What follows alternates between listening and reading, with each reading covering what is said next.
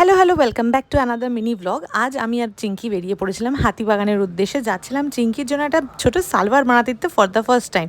তো হাতিবাগান আর শ্যামবাজার তোমাদের দেখাতে দেখাতেই আমি পৌঁছে গেলাম দোকানে। চিঙ্কির মাপঝোপ চলছে, ম্যাডাম খুব এক্সাইটেড কি না তার সালোয়ার বানানো হচ্ছে। তারপর ওখান থেকে চলে গেলাম চিঙ্কি স্কুলের কিছু ক্রাফটের জিনিস কিনতে সম্রাট। সেখান থেকে বেরিয়ে এলাম আমরা জুস খেতে। এখন আমরা ম্যাঙ্গো জুস খাবো। গরমে এই ঠান্ডা ঠান্ডা জুসটা বেশ ভালোই এনজয় করলাম আমরা। তারপর হাতিবাগানের রাস্তা দিয়ে হাঁটতে হাঁটতে টুকটাক শপিং করছিলাম।